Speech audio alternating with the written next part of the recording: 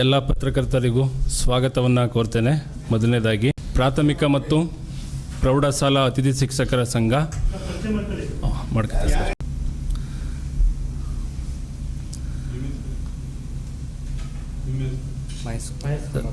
ನನ್ನ ಹೆಸರು ಮಹೇಶ್ ಕುಮಾರ್ ಅಂತ, ಮಂಡ್ಯ ಜಿಲ್ಲಾ. ಇವತ್ತು ನಾವು ಮಂಡ್ಯ ಜಿಲ್ಲೆಯಲ್ಲಿ ನಮ್ಮ ರಾಜ್ಯ ಸಮಿತಿಯ ಆದೇಶದ ಮೇರೆಗೆ ನಮ್ಮ ಅತಿಥಿ ಶಿಕ್ಷಕರ ಬೇಡಿಕೆಗಳು ಮತ್ತು ಹಕ್ಕೊತ್ತಾಯಗಳನ್ನು ಕುರಿತು ಇವತ್ತು ಮಂಡ್ಯದಲ್ಲಿ ನಾವು ಒಂದು ಪತ್ರಿಕಾಗೋಷ್ಠಿಯನ್ನು ಹಮ್ಮಿಕೊಂಡಿದ್ದೀವಿ. ನಾವು ಕರ್ನಾಟಕ ರಾಜ್ಯದಲ್ಲಿ ಸುಮಾರು 49,000 ಅತಿಥಿ ಶಿಕ್ಷಕರು, ಯಾವುದೇ ನಮಗೆ ಗೌರವಧನದ ಆಧಾರದ ಮೇಲೆ ಯಾವುದೇ ಸೇವಾ ಭದ್ರತೆ ಅಂತಕ್ಕಂಥದ್ದು ನಮಗೆ ಇಲ್ಲ. ಈ ಗೌರವಧನದ ಆಧಾರದ ಮೇಲೆ ಕಾಯಂ ಶಿಕ್ಷಕರಿಗೆ ಸರಿಸಮನಾಗಿ ಸರ್ಕಾರಿ ಪ್ರಾಥಮಿಕ ಮತ್ತು ಪ್ರೌಢಶಾಲೆಗಳಲ್ಲಿ ಕೆಲಸವನ್ನು ಮಾಡ್ಕೊಂಡು ಬರ್ತಾಯಿದ್ದೀವಿ. ಇದುವರೆಗೂ ಸಹ ನಾವು ಸುಮಾರು ಒಂದು 12-13 ವರ್ಷಗಳಿಂದ ಬರೀ ಗೌರವಧನದ ಆಧಾರದ ಮೇಲೆ ಕೆಲಸವನ್ನು ಮಾಡ್ತಾಯಿದ್ದೀವಿ. ನಮಗೆ ಕನಿಷ್ಠ ವೇತನವೂ ಸಹ ಇಲ್ಲ, ಬರೀ ಗೌರವಧನ. ಅದಕ್ಕೋಸ್ಕರನೇ ಸರ್ಕಾರ ನಮಗೆ ಇದುವರೆಗೆ ಕೊಡ್ತಾ ಇದ್ದಂಥದ್ದು ಪ್ರಾಥಮಿಕ ಶಾಲೆಗಳಿಗೆ 10,000 ರೂಪಾಯಿಗಳನ್ನು ಕೊಡ್ತಾಯಿತ್ತು, ಪ್ರೌಢಶಾಲೆಗಳಿಗೆ 10,500 ರೂಪಾಯಿಗಳನ್ನು ಕೊಡ್ತಾಯಿತ್ತು. ಇವತ್ತಿನ ಸಮಾಜದಲ್ಲಿ 10,000 ಮತ್ತು 10,500 ರೂಪಾಯಿನ ತಗೊಂಡು ನಾವು ಬದುಕೋದಕ್ಕೆ ತುಂಬ ಕಷ್ಟ ಇದೆ. ಜೊತೆಗೆ ಸರ್, ನಮಗೆ ಯಾವುದೇ ಸೇವಾ ಭದ್ರತೆ ಅಂತಕ್ಕಂಥದ್ದಿಲ್ಲ.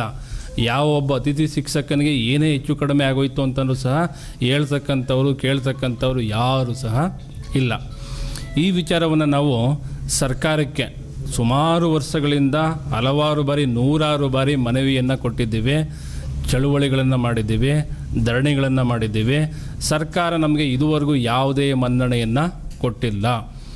ಹೀಗೆ ಕರ್ನಾಟಕ ರಾಜ್ಯದಲ್ಲಿ ಆಡಳಿತ ನಡೆಸ್ತಿರ್ತಕ್ಕಂಥ ಕಾಂಗ್ರೆಸ್ ಸರ್ಕಾರ ಚುನಾವಣಾ ಪೂರ್ವದಲ್ಲಿ ತನ್ನ ಪ್ರಣಾಳಿಕೆಯಲ್ಲಿ ಅತಿಥಿ ಶಿಕ್ಷಕರನ್ನು, ಅತಿಥಿ ಉಪನ್ಯಾಸಕರನ್ನು ಕಾಯಂ ಮಾಡ್ತೀವಿ ಅಂತ ಭರವಸೆಯನ್ನು ಕೊಟ್ಟಿದೆ. ಆದರೆ ಈಗ ಸರ್ಕಾರ ರಚನೆ ಆದಮೇಲೆ ನಮ್ಮ ಬೇಡಿಕೆಗಳಿಗೆ ಮನ್ನಣೆ ಸಿಗ್ತಾ ಇಲ್ಲ. ನಾವು ಎಷ್ಟೇ ಮನವಿಯನ್ನು ಸಲ್ಲಿಸಿದ್ರೂ ಸಹ, ಅವರ ಪ್ರಣಾಳಿಕೆಯನ್ನೇ ನೆನಪು ಮಾಡಿದ್ರೂ ಸಹ ಅವರು ನಮಗೆ ಕಿವಿ ಕೊಡ್ತಾ ಇಲ್ಲ. ಇದು ನಮಗೆ ತೀರಾ ನಷ್ಟವನ್ನು ಉಂಟು ಮಾಡಿದೆ, ನೋವನ್ನು ಉಂಟು ಮಾಡಿದೆ.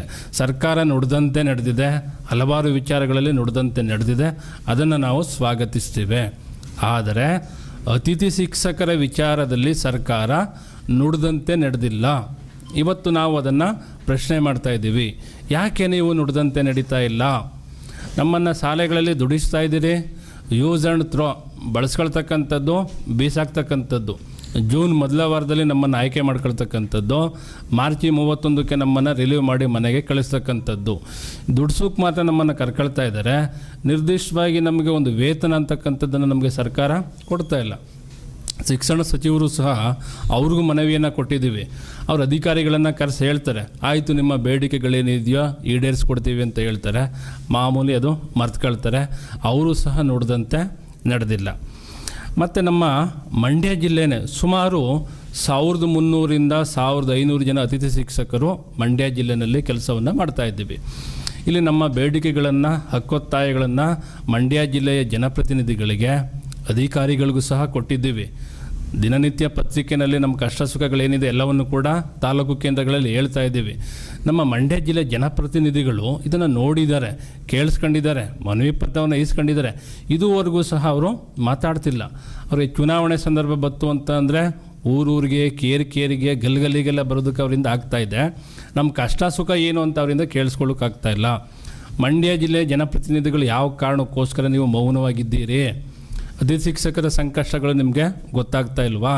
ಹಂಗಾರೆ ನಿಮಗೆ ಬರೀ ಓಟ್ ಮಾತ್ರ ಮುಖ್ಯನಾ? ಇದು ಮಂಡ್ಯ ಜಿಲ್ಲೆಯಲ್ಲಿ ಇರ್ತಕ್ಕಂಥ ಸಮಸ್ಯೆ ಅಲ್ವಾ? ಈ ಸಮಸ್ಯೆಗಳನ್ನು ನೀವು ಬೆಳಗಾವಿ ಚಳಿಗಾಲದ ಅಧಿವೇಶನದಲ್ಲಿ ಮಾತನಾಡಿ ಅಂತ ಮನವಿ ಕೊಟ್ಟಿದ್ದೀವಿ, ಅಲ್ಲಾರೂ ಕೂಡ ಮಾತಾಡಲಿಲ್ಲ. ಇಲ್ಲಿ ವಿಧಾನಸೌಧದಲ್ಲಿ ಮಾತಾಡಿ ಅಂತ ಹೇಳಿದ್ದೀವಿ, ಅಲ್ಲಾರೂ ಸಹ ಮಾತಾಡಿಲ್ಲ. ಏನಕ್ಕೆ ನೀವು ಮಾತಾಡ್ತಿಲ್ಲ? ಮೊದಲು ನೀವು ಅದನ್ನು ನಮಗೆ ಉತ್ತರವನ್ನು ಕೊಡಬೇಕು. ನೀವು ಉತ್ತರವನ್ನು ಕೊಟ್ಟಿಲ್ಲ ಅಂತ ಅನ್ನೋದೇ ಆದರೆ, ಈ ನಮ್ಮ ಸಮಸ್ಯೆಯನ್ನು ಬಗೆಹರಿಸ್ಕೊಟ್ಟಿಲ್ಲ ಅಂತ ಅನ್ನೋದೇ ಆದರೆ, ಈ ಮುಂದೆ ಬರ್ತಕ್ಕಂಥ ತಾಲೂಕು ಪಂಚಾಯತ್, ಜಿಲ್ಲಾ ಪಂಚಾಯತ್ ಚುನಾವಣೆಯಲ್ಲಿ ಕರ್ನಾಟಕ ರಾಜ್ಯದಲ್ಲಿರ್ತಕ್ಕಂಥ 50,000 ಅತಿಥಿ ಶಿಕ್ಷಕರು ಈಗಿದ್ದಾರೆ. ಸರ್ಕಾರ 59,000 ಶಿಕ್ಷಕರನ್ನು, 51,000 ಅತಿಥಿ ಶಿಕ್ಷಕರನ್ನು ಆಯ್ಕೆ ಮಾಡ್ಕೊಳ್ತೀವಿ ಅಂತ ಮೊನ್ನೆ ಅಧಿಸೂಚನೆಯನ್ನು ಕೂಡ ಹೊರಡಿಸಿದೆ. ಈ 51,000 ಅತಿಥಿ ಶಿಕ್ಷಕರು ಮತ್ತು ಅವರ ಕುಟುಂಬದವರು ಈ ಚುನಾವಣೆಯಲ್ಲಿ ಉತ್ತರವನ್ನು ಕೊಡಬೇಕಾಗ್ತದೆ. ಹಾಗಾಗಿ ನಮ್ಮ ಬೇಡಿಕೆಗಳು, ಹಕ್ಕೊತ್ತಾಯಗಳನ್ನು ಆದಷ್ಟು ಬೇಗ ನೆರವೇರಿಸ್ಕೊಡ್ಬೇಕು. ಸರ್ಕಾರ ನಮ್ಮ ಕಡೆ ಗಮನವನ್ನು ಹರಿಸಬೇಕು. ಸರ್ಕಾರ ನುಡಿದಂತೆ ನಡಿಬೇಕು.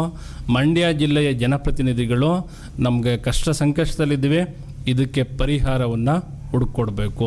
ಇಲ್ಲ ಅಂತಂದರೆ ಇದೇ ಜೂನ್ ತಿಂಗಳ 13ನೇ ತಾರೀಕು ಕರ್ನಾಟಕ ರಾಜ್ಯಾದ್ಯಂತ ಅನಿರ್ದಿಷ್ಟಾವಧಿ ಧರಣಿಯನ್ನು ನಾವು ಕೈಗೊಳ್ತೀವಿ. ಮತ್ತು ನಮ್ಮ ಬೇಡಿಕೆಗಳು ಒಂದಷ್ಟಿದೆ. ಹಕ್ಕೊತ್ತಾಯ, ನಮ್ಮ ಬೇಡಿಕೆಗಳಲ್ಲಿ ಅತಿಥಿ ಶಿಕ್ಷಕರನ್ನು ಆಯ್ಕೆ ಮಾಡ್ತಕ್ಕಂಥ ಸಂದರ್ಭದಲ್ಲಿ ಸೇವಾ ಹಿರಿತನಕ್ಕೆ ಆದ್ಯತೆಯನ್ನು ಕೊಡಬೇಕು ಅಂತ ನಾನು ಡಿಮ್ಯಾಂಡನ್ನು ಇಟ್ಟಿದ್ದೀನಿ. ಯಾಕೆ ನಾವು ಸೇವಾ ಹಿರಿತನ ಅಂತ ಕೇಳ್ತಾ ಇದ್ದೀನಿ ಅಂತಂದರೆ, ಈಗ ನಾವು 10 ವರ್ಷ, 13 ವರ್ಷ, 12 ವರ್ಷ, 15 ವರ್ಷ ಕೆಲಸ ಮಾಡಿರ್ತಕ್ಕಂಥವ್ರಿದ್ದಾರೆ. ಆಯ್ಕೆ ಮಾಡ್ತಕ್ಕಂಥ ಮಾನದಂಡಗಳು ಅಸಮಂಜಸವಾಗಿದೆ. ಇಲ್ಲಿ ಈಗ ತಾನೇ ಈ ವರ್ಷ BEd ಮುಗಿಸ್ಕೊ ಬಂದಂಥವ್ನು ಸೆಲೆಕ್ಟ್ ಆಗುತ್ತೆ ಮೆರಿಟ್ ಆಧಾರದ ಮೇಲೆ. ನಮ್ಮದೇನು ಮೆರಿಟ್ ಇಲ್ಲ ಅಂತ ನಾನು ಹೇಳ್ತಾ ಇಲ್ಲ, ನಾವು ಕೂಡ ಮೆರಿಟ್ ಇದ್ದೀವಿ. ಪ್ರಾಥಮಿಕ ಶಾಲೆಗಳಲ್ಲಿ ಕೆಲಸ ಮಾಡಬೇಕಾದ್ರೆ D.Ed ಮಾಡ್ಕೊ ಬಂದಿದ್ದೀವಿ. ಪ್ರೌಢಶಾಲೆಗಳಲ್ಲಿ ಕೆಲಸ ಮಾಡ್ಕೊ ಬರಬೇಕಾದ್ರೆ B.Ed ಪದವಿಯನ್ನು ತಗೊಂಡೇ ಬಂದಿದ್ದೀವಿ. ಆದರೆ ಆಗಿದ್ದಂಥದ್ದು ನಾನ್ ಸೆಮಿಸ್ಟ್ರ್ ಪದ್ಧತಿ ಇತ್ತು, ಈಗಿರ್ತಕ್ಕಂಥದ್ದು ಸೆಮಿಸ್ಟ್ರ್ ಪದ್ಧತಿ ಇದೆ. ಇದನ್ನು ಅಳೆದು ತೂಗಿ ಆಲೋಚನೆ ಮಾಡಿ ಸೇವಾ ಹಿರಿತನವನ್ನು ಕೂಡ ಪರಿಗಣನೆ ಮಾಡ್ಕೊಳ್ಬೇಕು ಅಂತ ನನ್ನ ಮೊದಲನೇ ಬೇಡಿಕೆಯನ್ನು ಸರ್ಕಾರದ ಮುಂದೆ ಇಡ್ತಿದ್ದೀನಿ. ಮತ್ತು ನಾವು ಅತಿಥಿ ಶಿಕ್ಷಕರಿಗೆ ಕೆಲಸ ಮಾಡಿದ್ದೀವಿ, ನಮಗೆ ಸೇವಾ ದೃಢೀಕರಣ ಪತ್ರವನ್ನು ಕೊಡಬೇಕು. ವರ್ಷಕ್ಕೆ 5% ಕೃಪಾಂಕವನ್ನು ಕೊಡಬೇಕು.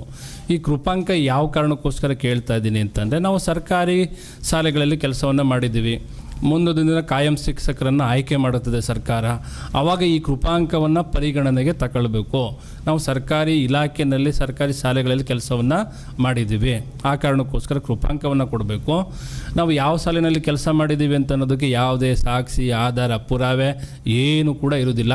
ಇಂಥ ಶಾಲೆಯಲ್ಲಿ ನಾನು ಕೆಲಸ ಮಾಡಿದ್ದೀನಿ, ಮತ್ತೊಂದು ಈ ವರ್ಷ ಈ ಶಾಲೆಯಲ್ಲಿ ಕೆಲಸ ಮಾಡ್ತೀನಿ, ಮುಂದಿನ ಶೈಕ್ಷಣಿಕ ವರ್ಷಕ್ಕೆ ಮತ್ತೊಂದು ಶಾಲೆಗೆ ನಾವು ಹೋಗಬೇಕಾಗ್ತದೆ.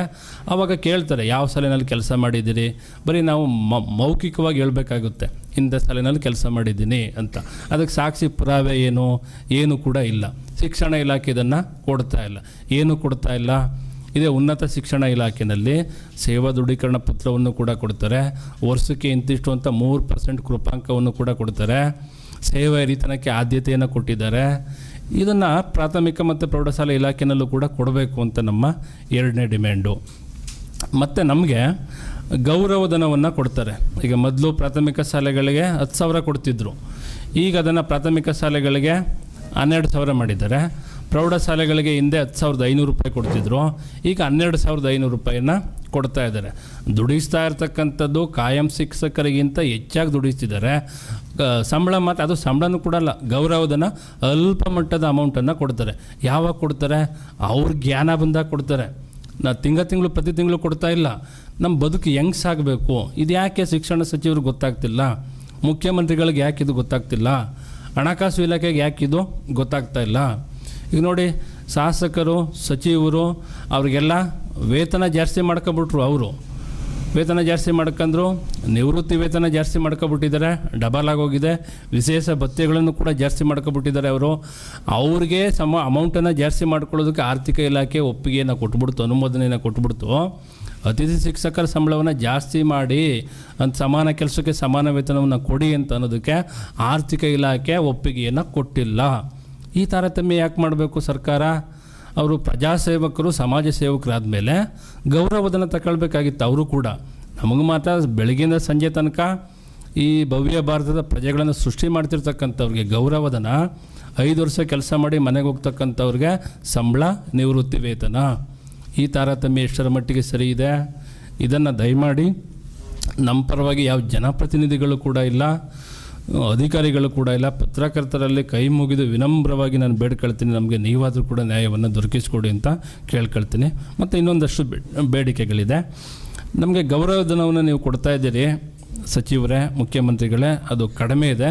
ನಮಗೆ ನಿಮ್ಮ ಗೌರವಧನ ಬೇಕಾಗಿಲ್ಲ, ಕನಿಷ್ಠ ವೇತನವನ್ನು ಕೊಡಿ, ತಿಂಗಳಿಗೆ 25,000 ಹಣವನ್ನು ಕೊಡಿ. ಮತ್ತು ಅಂಗವಿಕಲ ಶಿಕ್ಷಕರಿದ್ದಾರೆ, ಅವರಿಗೆ ನೇಮಕಾತಿ ಸಂದರ್ಭದಲ್ಲಿ 10% ಮೀಸಲಾತಿಯನ್ನು ಕೊಡಿ. ಇದು ಉನ್ನತ ಶಿಕ್ಷಣ ಇಲಾಖೆಯಲ್ಲಿ ಇದೆ, ಅದನ್ನು ನಮ್ಮ ಇಲಾಖೆಯಲ್ಲೂ ಕೂಡ ಕೊಡಬೇಕು ಅಂತ ಕೇಳ್ಕೊಳ್ತೀನಿ. ಮತ್ತು ಕಾಂಗ್ರೆಸ್ ಪಕ್ಷ ಪ್ರಣಾಳಿಕೆಯಲ್ಲಿ ಹೇಳಿತ್ತು ಅತಿಥಿ ಶಿಕ್ಷಕರನ್ನು ಕಾಯಂ ಮಾಡ್ತೀವಿ ಅಂತ. ನುಡಿದಂತೆ ನೀವು ನಮ್ಮನ್ನು ಕಾಯಂ ಮಾಡ್ಕೊಳ್ಬೇಕು, ನುಡಿದಿದ್ದೀರಿ ಅದರಂತೆಯೇ ನಡಿಬೇಕು ಅಂತ ಮತ್ತೊಂದು ಸರಿ ನಿಮಗೆ ಒತ್ತಾಯವನ್ನು ಮಾಡ್ತೀನಿ. ಮತ್ತು ಕಾಯಂ ಶಿಕ್ಷಕರ ನೇಮಕಾತಿ ಸಂದರ್ಭದಲ್ಲಿ ನಮ್ಮ ಅತಿಥಿ ಶಿಕ್ಷಕರಾಗಿ ಸೇವೆ ಸಲ್ಲಿಸಿರ್ತಕ್ಕಂಥ ಅತಿಥಿ ಶಿಕ್ಷಕರಿಗೆ 50ರಷ್ಟು ಹುದ್ದೆಗಳನ್ನು ಮೀಸಲಾಗಿಡಬೇಕು ಸರ್ಕಾರ. ಅತಿಥಿ ಶಿಕ್ಷಕರು ಸೇವೆ ಸಲ್ಲಿಸಿರ್ತಕ್ಕಂಥ ಶಾಲೆಯಲ್ಲಿ ಕಾಯಂ ಶಿಕ್ಷಕರು ಮಧ್ಯದಲ್ಲಿ ವರ್ಗಾವಣೆಯಾಗಿ ಬಂದ್ಬಿಡ್ತಾರೆ. ಆಗ ಅತಿಥಿ ಶಿಕ್ಷಕರು ಕೇರ್ ಆಫ್ ಫುಟ್ಪಾತ್ ಆಗಬೇಕಾಗುತ್ತೆ. ಅಂಥವ್ರನ್ನ ಮಧ್ಯದಲ್ಲಿ ಕೈ ಬಿಡಬೇಡಿ, ಬಳಸಿ ಬೀಸಾಡೋದಕ್ಕೆ ಹೋಗಬೇಡಿ. ಬೇರೊಂದು ಶಾಲೆಯಲ್ಲಿ ಎಲ್ಲಿ ಖಾಲಿ ಇದೆಯೋ ಅಲ್ಲಿ ಸ್ಥಳವನ್ನು ನಿಯೋಜನೆ ಮಾಡಿಕೊಡಿ ಅಂತಕ್ಕಂಥದ್ದು ಮತ್ತೊಂದು ಬೇಡಿಕೆ. ಜೊತೆಗೆ ಈ ಕಾಯಂ ನೌಕರರಿಗೆ ವರ್ಷದಿಂದ ವರ್ಷಕ್ಕೆ ಸಂಬಳ ಜಾಸ್ತಿ ಆಗುತ್ತೆ, ವಿಶೇಷ ಭತ್ಯೆಯನ್ನು ಕೊಡ್ತಾರೆ, ಹಬ್ಬದ ಭತ್ಯೆ ಅಂತ ಕೊಡ್ತಾರೆ, ವೇತನ ಪರೀಕ್ಷಣೆ ಆಗುತ್ತೆ, TA ಇದೆ, DA ಇದೆ. ನಾವು ತಾತ್ಕಾಲಿಕ ನೌಕರರು ಅತಿಥಿ ಶಿಕ್ಷಕರು ನಮಗೂ ಸಹ ಅದೇ ರೀತಿಯಲ್ಲಿ ವೇತನ ಪರಿಷ್ಕರಣೆ ಆಗಬೇಕು, ಭತ್ಯೆಯನ್ನು ನಮಗೂ ಕೂಡ ಕೊಡಬೇಕು ಅಂತ ನಾನು ಕೇಳ್ಕೊಳ್ತೀನಿ. ಈಗ ನಾನು ಹೇಳಿದಂಥದ್ದು ಒಂದಷ್ಟು ನಮ್ಮ ಬೇಡಿಕೆಗಳನ್ನು ಇಟ್ಟಿದ್ದೀನಿ. ಹಕ್ಕೊತ್ತಾಯಗಳೇನಪ್ಪ ಅಂತಂದರೆ ನಮಗೆ ಸೇವಾ ಭದ್ರತೆಯನ್ನು ನೀಡಬೇಕು. ನಾವು ಅಭದ್ರತೆಯಲ್ಲೇ ಕೆಲಸವನ್ನು ಮಾಡ್ತಾಯಿದ್ದೀವಿ. ಏನು ಅಭದ್ರತೆ ಅಂತ ಅಂದಾಗ ನಮಗೆ ಈಗ ಮನೆಯಿಂದ ಶಾಲೆಗೆ ಹೋಗ್ತಾ ಇರ್ತೀವಿ, ಯಾವುದೇ ಒಂದು ಆಕಸ್ಮಿಕ ಘಟನೆ ಘಟನೆಗಳು ನಡೆದಿದೆ, ಅತಿಥಿ ಶಿಕ್ಷಕರು ಅಸುನೀಗಿದ್ದಾರೆ, ಶಾಲೆಗಳಲ್ಲಿ ಸಹ ಶಿಕ್ಷಕರು ಇಲ್ಲದೆ ಇರ್ಬೋದು, HMಗಳಿಲ್ಲದೆ ಇರ್ತಕ್ಕಂಥದ್ದು, D ಗ್ರೂಪ್ ನೌಕರರು ಇಲ್ಲದೆ ಇರ್ತಕ್ಕಂಥದ್ದು, SDA FDAಗಳು ಇಲ್ಲದೇ ಇರ್ತಕ್ಕಂಥ ಶಾಲೆಗಳಲ್ಲಿ ಒಬ್ಬ ಅತಿಥಿ ಶಿಕ್ಷಕ ಮೂರು ಜವಾಬ್ದಾರಿಗಳನ್ನು ಹೊತ್ಕೊಂಡು ಕೆಲಸವನ್ನು ಮಾಡ್ತಾ ಇದ್ದಾರೆ.